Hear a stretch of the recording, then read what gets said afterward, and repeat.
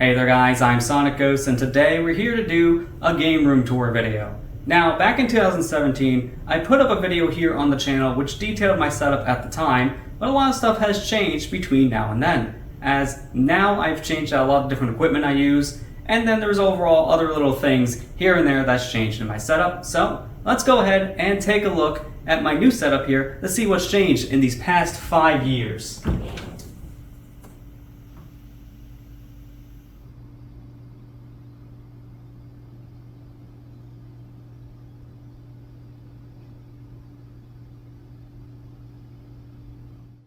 This doesn't seem right to me. I think there's something wrong here. Give me a second. Okay, now this is more like it. So that wasn't my room that we just looked at anymore, as in between the last room tour video and this one, I have moved spaces. Don't know how I confused that room from mine still, as this room here has my name above the door. Don't know how I mixed that one up, but hey, mistakes happen. So let's go ahead and see what's changed in my setup now that I'm in a completely different room. So come on and head inside.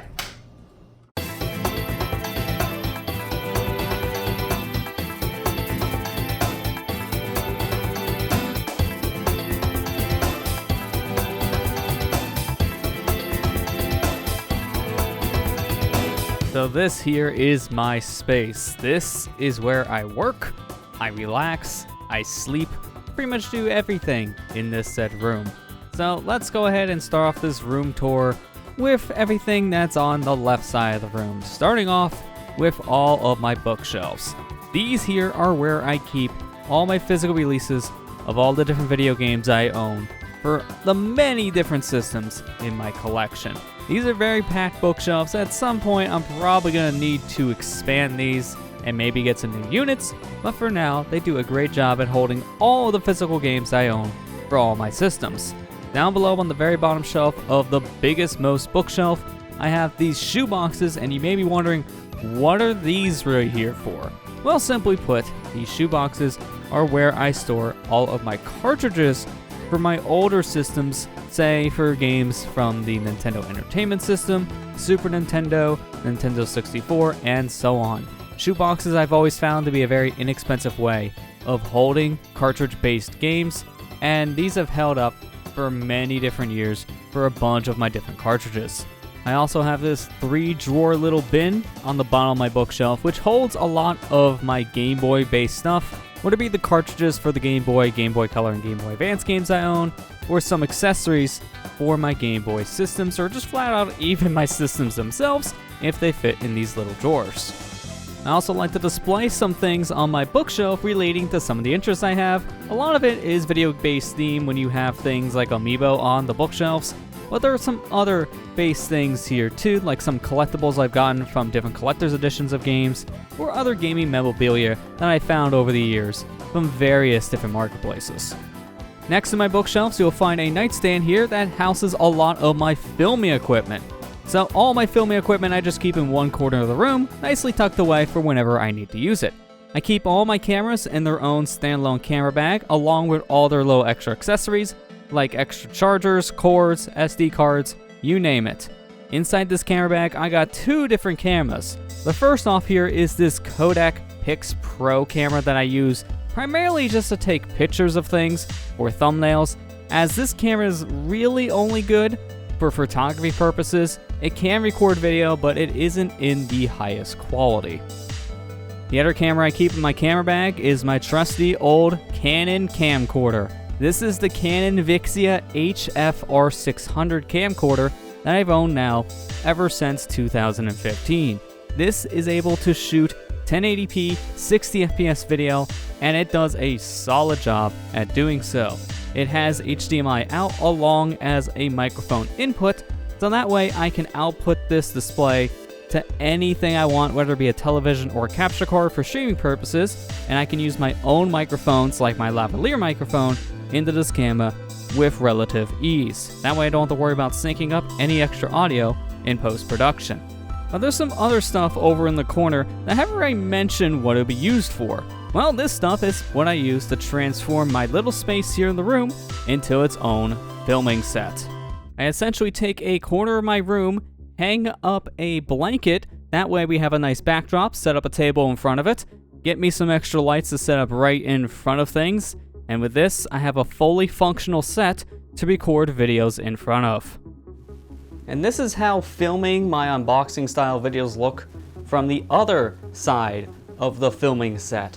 So I transformed this whole room into basically a mini recording studio of some kind, as this is the perspective I will be looking at when filming. I got plenty of lights on my subject here, lights from outside, from all the different lights in my said room, and even standalone lights that I clip onto objects around me, and then you'll get to see the unboxing experience from this corner of the room with a nice backdrop here, using a blanket I mount into this little doorway area. So it's a lot of work I need to do every time I need to do an unboxing video, but I do feel that this is always worth it in the end because of how the final product turns out. I think that this looks really, really good and keeps every video looking very similar to each other. And I think it gives it a more professional vibe, having a nice backdrop like this. And plus, for filming purposes, it's very easy for me to see what's going on by just looking at the television screen in front of me instead of just looking at the little viewfinder on my camera. Simply because of how much smaller that is, I can just look at this big old 24-inch screen and I can see if things are centered. I can see how the volume levels are looking on the camera's microphone.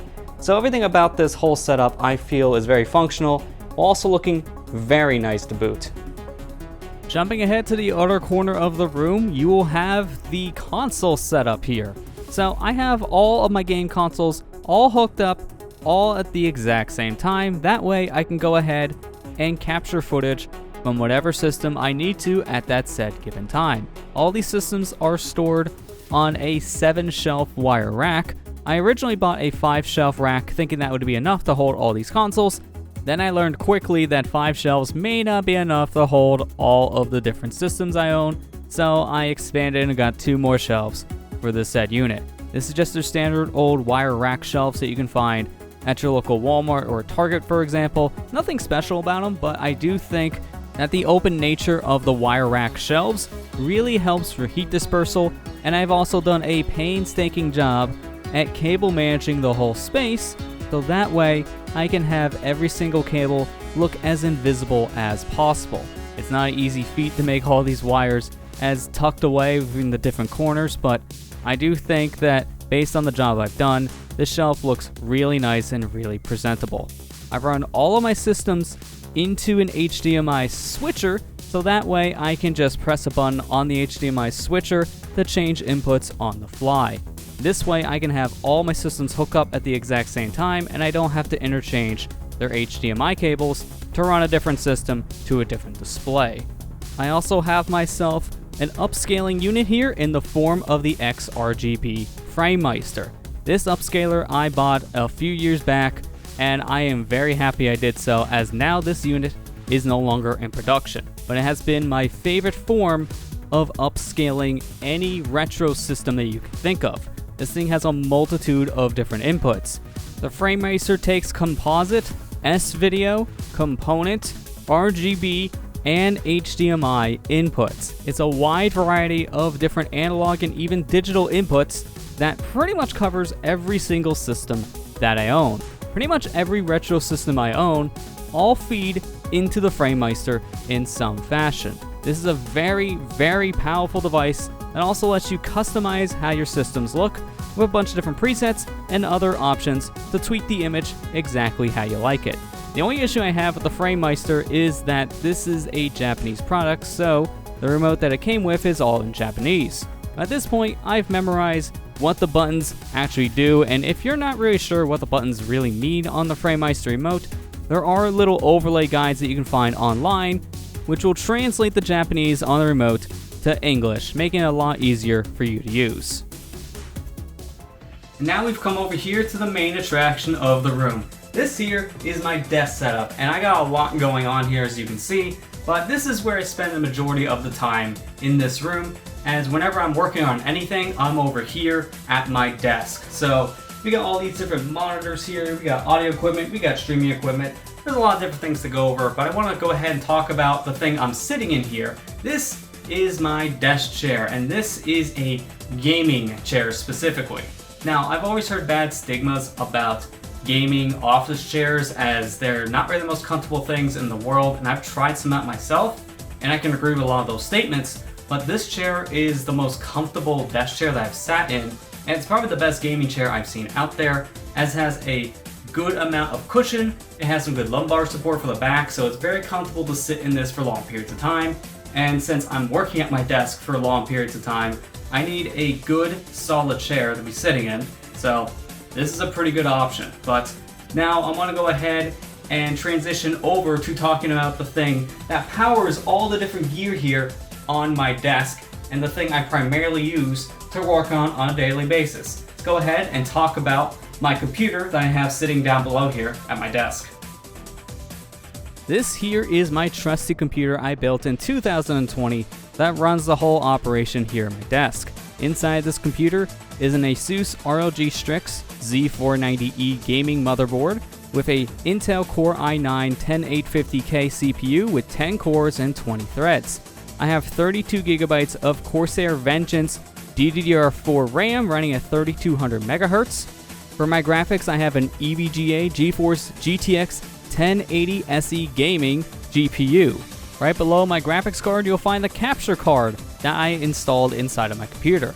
This is the AverMedia Live Gamer HD2 capture card, a PCIe capture card that can capture up to 1080p at 60 frames per second. All of this is being powered by an EVGA 850B5 power supply, all housed inside of the Fractal Design Define R5 case. Now, there's a lot of stuff in here to go over, but basically, this computer is everything I really need in terms of gaming performance along with production performance as well. The one thing I would like to upgrade at some point is my graphics card, as I am running the same GPU that I had ever since 2016, but GPUs are still pretty hard to get by today's standards, and I'm keeping an eye out for a GPU that can meet my needs going forward. But for now, the GTX 1080 that I had ever since 2016 is still doing a phenomenal job at gaming and video production performance. I still have my old computer tower I built back in 2016 on the other side of my desk, in the off chance I may need it for a little project of mine. Now, this computer for the most part is the same specs that I had in the old game room tour video. The biggest difference is now, instead of 32 gigs of RAM that this computer used to have, it has been downgraded to 8 gigs of RAM, and the GTX 1080 graphics card that came out on this machine was replaced with a GTX 760 graphics card, which is a pretty big downgrade, but since I don't use this computer to game, it's really not that big of a deal, and the 760 is more than powerful enough if I need to throw a video recording at the said device. And with the Intel Core i7-6700K, the 4-core 8-thread processor that's inside this computer, it does a good enough job at pretty much any task that I ask for this machine to do by today's standards. Now, you can't have a good set of computers without a good set of monitors to run them into, and I have 3 monitors here in total.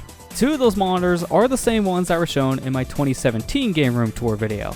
I have 2 Asus VS228HP HD monitors.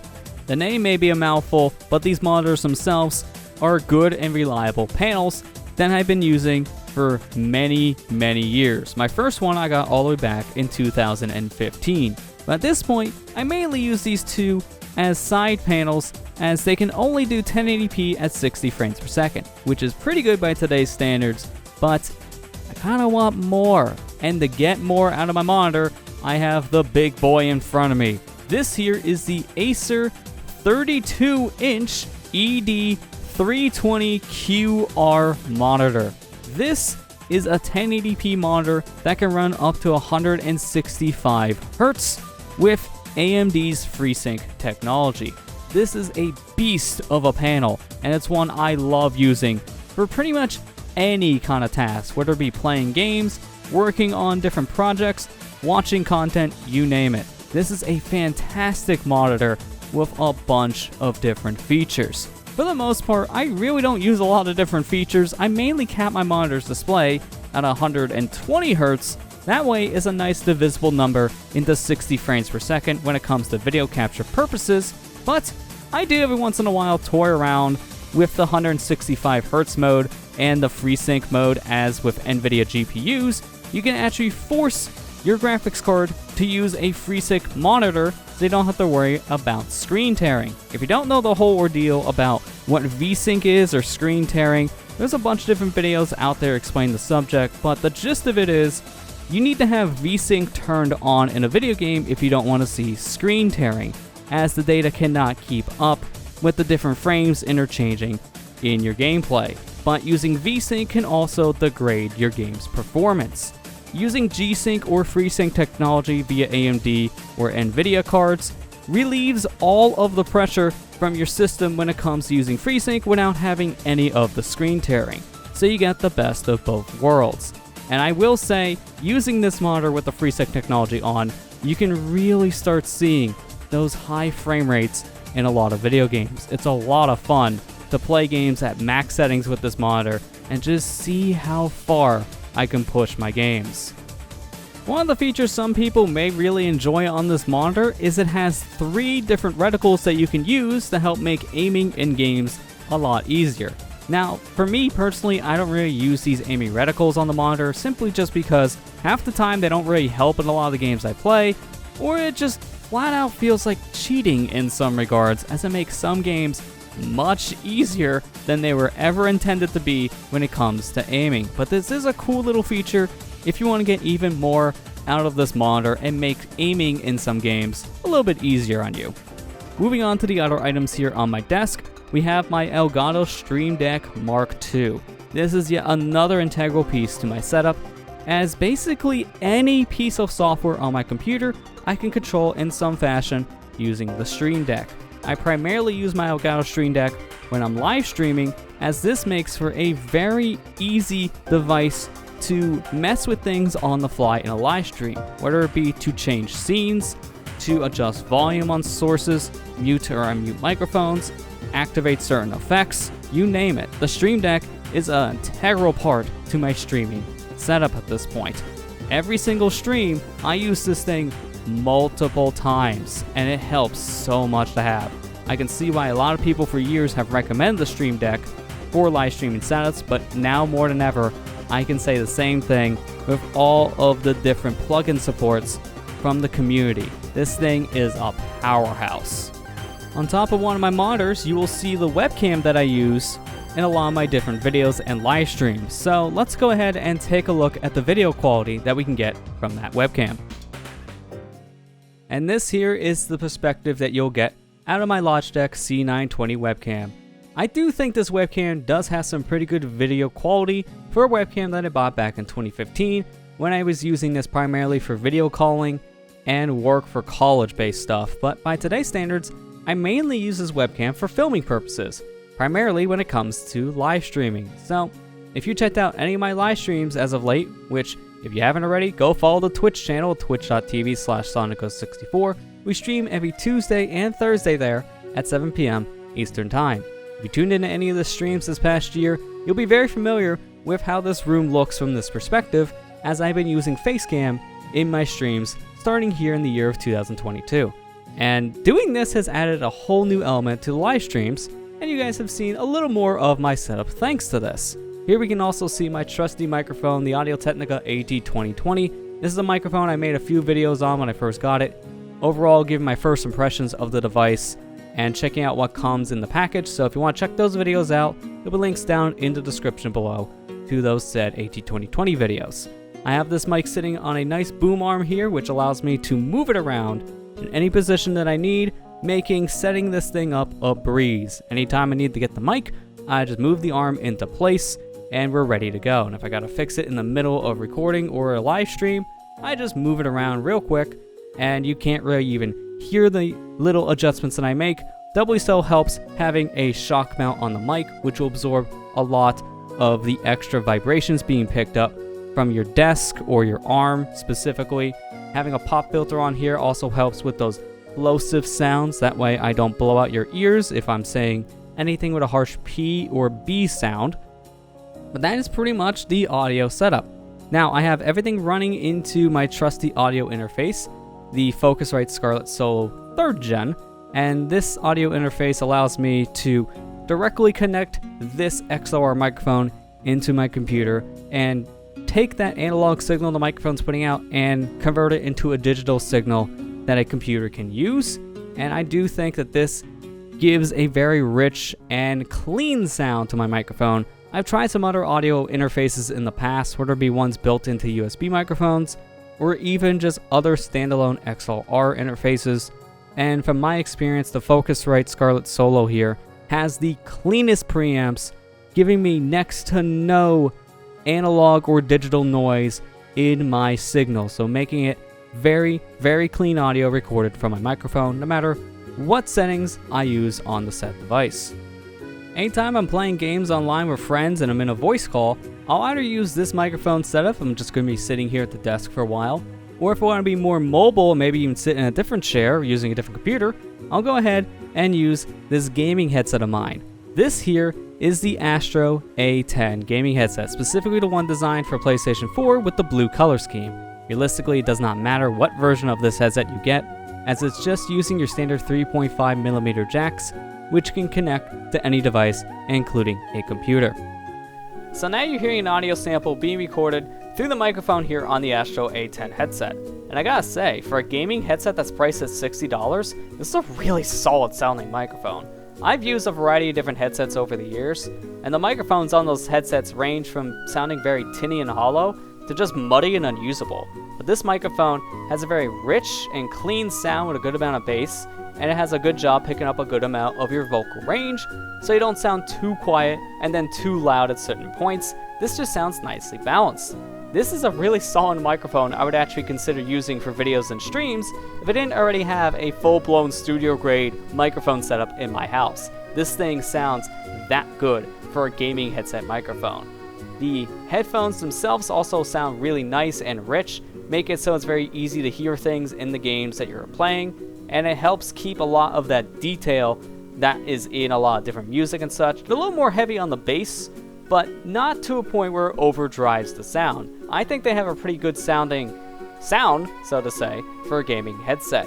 It's a very comfortable headset too, so I can wear these for long periods of time without feeling any kind of discomfort, thanks to the velour ear cups that this has. And it really does help because since I wear glasses, wearing glasses and headphones at the same time sometimes does not mix for me, as there are just some headphones that I cannot wear glasses with. Otherwise, putting headphones on glasses starts digging those frames of the glasses into my head, and after a few minutes I have to take the headphones off because my head's starting to hurt due to the headphones pushing into those frames. So these having nice padded ear cups really does help for long gaming sessions, as I can wear these all day long and not feel any discomfort whatsoever.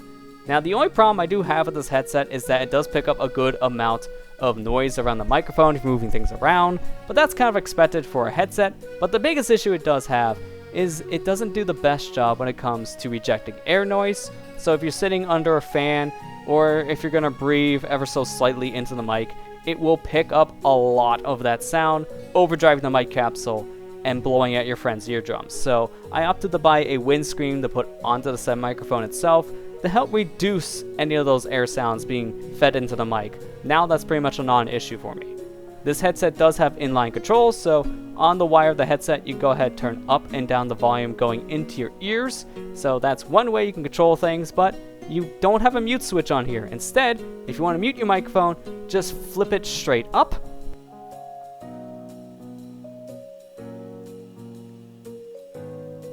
To unmute, just go ahead, pull the microphone back down, and now you're ready to go ahead and talk once again with your friends. Overall, this is a very solid headset that I'm glad to have in my collection of gear, as it's something I use quite frequently, whether it be just talking to friends, or if I'm even just wanting to listen to some music on my own time. This is a very comfortable headset with some good sounding audio from it too. Right behind my main monitor, I do have a set of speakers here from Cyber Acoustics. I've had these speakers ever since 2013, and they're a pretty solid pair of speakers that get used every once in a while. Behind my left monitor, you'll find the wireless receiver for my wireless headphones that I use. These are the Sennheiser RS100 wireless headphones. I primarily use these whenever I'm wanting to play console games and need a pair of headphones to wear. So I have these hooked up directly to my capture card's audio output to get a wireless signal into these said headphones. These are very comfortable and very versatile headphones, but they are starting to show their age, as every once in a while when I'm trying to adjust the volume, the sound may go in and out in one of the ears. These are also RF signal, so radio frequency, and this is prone to some interference depending on the signals around me. So I don't always use these headphones, but I will use these every once in a while if I want to just have a pair of wireless headphones to just kick back and relax with to listen to my console games. In front of my monitor on the left, you will find a tablet here. This is a Lenovo tablet that I primarily use whenever I need to take notes for any kind of projects that I am working on, along with just having something as a visual aid in the corner of my eye when I'm recording videos. But this is still a pretty good device to use to surf the web or to watch YouTube videos on, which sometimes I may do if I need to reboot my computer a couple times and I don't want to be interrupting a video. I'll just put it on my tablet and just have it in the corner to just watch as I'm working on things at my desk. The last device I want to go ahead and take a look at here on my desk is the Amazon Echo Dot. This here is the 3rd gen version of the Echo Dot, and this thing I primarily use if I just need to go ahead and do a quick little voice command for a device in my room, say to turn on or off one of my lights I have in the room, or even to flat out control my television. So if I'm in the middle of a game, for example, and I cannot get to the remote, but I want to turn up the volume, all I need to do is just say, Alexa, turn up TV. And by doing so, my television's volume will be increased. So I can use the Echo Dot to control a multitude of different devices here in my room that are compatible with Amazon's ecosystem. This I can also use to ask questions to get an immediate response from, say asking the weather to see how hot or cold it could be or if there's a storm rolling in. But the Echo Dot isn't the most reliable device in my setup. Sometimes I ask it something and it just doesn't understand what I'm talking about. Alexa, pause TV. I can do that on Roku or Roku. Which would you like? Roku. I can do that on Roku or Roku. Which would you like? Roku. I can do that on Roku or Roku. Which would you like? Roku. I can do that on Roku or Roku. Which would you like? Off to the right of my desk, you will find my Amiibo stand. This here is where I display a majority of my Amiibo collection.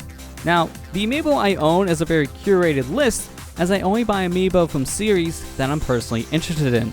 So I have Amiibo from, say, the Super Mario series, Legend of Zelda, Pokemon, Sonic, Kirby, and the list can go on.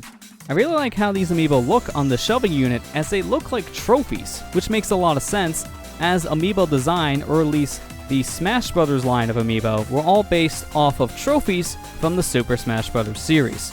So they really do look at home on a shelving unit like this. On the very bottom shelf of my shelving unit, you will find extra equipment that I need in order to run things here in this room. You'll find my internet modem/router along with my HDMI splitter. So to go over both of these items, first off, my internet modem/router. This is obviously where the internet in the house is all fed into, and I have things wired into this to go to the wired devices that I need, along with also outputting a wireless signal to devices that do not support a wired internet connection. To the right of my internet modem/router, I have my HDMI splitter. This is a View HD HDMI splitter that is capable of taking one 1080p 60 frames per second input and output it to two different sources at 1080p 60 frames per second. This HDMI splitter is outputting one signal into my computer's capture card, and then the other HDMI output runs to the other side of the room into my television. So I think now this is a good segue to talk about my entertainment setup here in my room. So here in the center of my room is my big old entertainment center that houses my television along with my sound system. So let's first talk about the television that is here. This is the ON 42-inch Roku TV. It's nothing really that special as this is a Walmart brand TV after all, but this television is a pretty solid TV in my experience, as it has the least amount of latency compared to any other TV I've ever used for gaming, which really did surprise me as I thought this would not be as good for gaming as it was, but here we are. This television has a multitude of different features that you would expect on modern TVs by today's standards. It has 3 HDMI inputs along with some RCA inputs on the back, and that's for the most part it, but I really just use the HDMI inputs as I'm running all my systems through HDMI switchers all into just one feed. So I only really use the one input for my consoles and another HDMI input for my computer. That way I can duplicate my computer's display over to my television if I want to, say, play a PC game on my television. Since this television has a Roku built into it, it is essentially a smart TV. And I spend a majority of my time in the Roku interface watching a bunch of different streaming apps. So I'm primarily watching things like YouTube, Netflix, Hulu, pretty much name a streaming service, and I'm probably watching it on this television. This is a pretty solid way for me to at least interact with things very fast, as having a streaming interface just built into your TV makes things very snappy, but in my experience, a lot of different smart TV interfaces are very sluggish and buggy, so I'm a pretty big fan of Roku TVs just because of their interface alone. They're very snappy, responsive, and get a lot of frequent updates, and they're very much compatible with every major streaming service that you can think of. Some other sites can be a little more hit and miss, say like with Twitch, I have to use a third-party app on my TV just to watch Twitch. But if for some reason that wouldn't work, I can at least stream my cell phone's feed to my television using Mirrorcast functionality. So if an app doesn't work on the TV, I can at least cast my phone screen to the television with that thing I want to watch in question.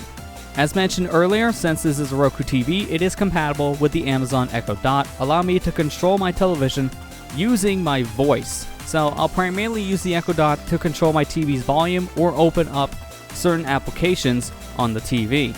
This is very useful, as if there are moments where I'm unable to get to my television remote, I can at least still control my TV with my voice.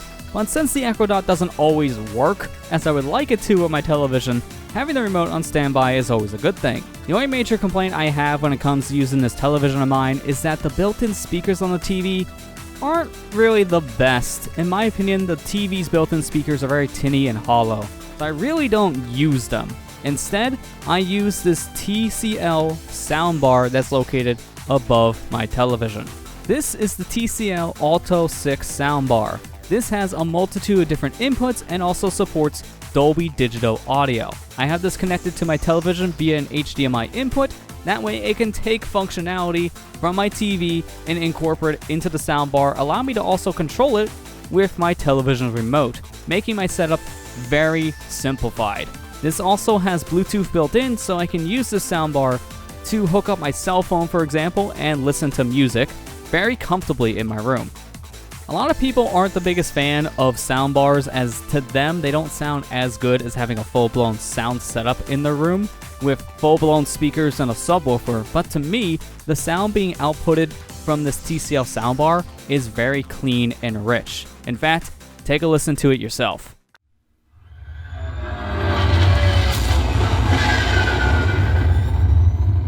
We'll soon be entering CGR's atmosphere.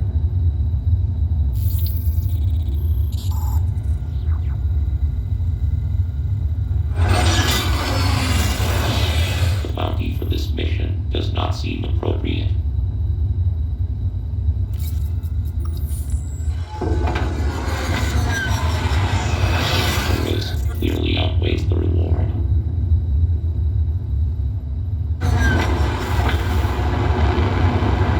Treat our lost assets with care, lady. Entering the atmosphere in T-10, 9, 8, 7, 6, 5, 4, 3, 2, 1.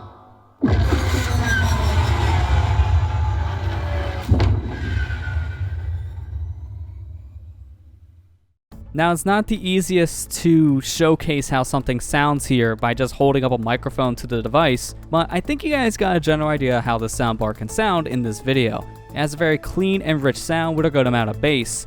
And in fact, I thought the soundbar itself sounded so good, I actually had to remove a pair of dedicated speakers from my setup. I had a second pair of these cyber acoustic PC speakers that I use on my computer that I used to use on my television. But after a while, these speakers were starting to go, so I replaced them with this soundbar. And I honestly think that this soundbar has a better sound to it than my computer speakers ever did on the TV. It just sounds that good. So this is what I primarily use when I'm listening to things on my television. It makes my setup very simple and easy to use with a nice, rich, and clean sound. Now the soundbar along with my television aren't the only things that are in this entertainment center. I also have clothes in this entertainment center, using it as a dresser as well. Since this is a bedroom after all, I do need a place to house my clothes. But 2 of these drawers I was able to use to store my controllers for all the different systems in here. So I'm using it as a makeshift storage device for other items as well. So this thing has a multitude of different purposes, but I think it does a good job at all those different purposes. Off to the side of this big old entertainment center in my room, you will find a ASUS backpack here, and inside this backpack houses my laptop. This is the same laptop that I used in the 2017 game room tour, but just to kind of go over the specs of this thing, it's an ASUS ROG GL502VM gaming laptop. This has an Intel Core i7-6700HQ with 16 gigabytes of RAM and an NVIDIA GTX 1060. This laptop, for the most part today, I'll use as my travel machine anytime I need to go somewhere and have a computer with me, or if I just want to use a computer just in the comforts of my chair in this room and not be restricted down to a desk. For the most part, I don't really get to use this computer all that often by today's standards, but this laptop of mine makes a great companion piece to my desktop for a lot of the different projects that I work on. Whenever I want to go ahead and relax and just unwind for the day, I'll come over to this side of the room and sit down here in this chair. Now, I can't really relax all that well when I'm at my desk setup, simply because when I'm at my desk, I have this mentality that I need to be working on stuff at all times to stay productive. So whenever I want to relax, I'll come over to this side of the room and sit down here in this chair. That way I can go ahead and watch some shows, some movies, or just play games for leisure to go ahead and relax for the rest of the day. This chair we've had for a number of years in this household, as this green chair we had years ago as a part of a furniture set we bought back in 2007. But since then, we have replaced the furniture in our living room, and thus I have moved this chair into my room to use whenever I wanted to just go ahead and sit down and use my television. I'll sit here in this chair, play games, watch TV, and just relax anytime I need to go ahead and step away from the work at my desk or just want to unwind for the night and just sit back and relax. In the center of my room is where my bed is located. This is a queen-sized bed, and I've owned this now for a handful of years. It's a very comfortable bed to just go ahead and lay back on, which I'll go ahead and do whenever I just want to lay back to play games, watch TV, and, well, obviously sleep. This is a bedroom after all. Hang on a second, are you sleeping on the job again? Well, you asked for it. Hey! No sleeping on the job! Yes, sir! So that's everything that's located here in my room, but there's one more section we didn't take a look at yet, and that's off here in this little hallway. Going down the hallway, you'll be introduced into the bathroom here. So this bedroom is right off of a bathroom, and that's very convenient, as now I don't need to leave this area if I just need to use the facilities real quick. Off the bathroom, you will find the closet here in my bedroom, which is where I house the majority of my clothes, along with some extra gear that I don't have stored in my room, say like some extra microphones or other video equipment.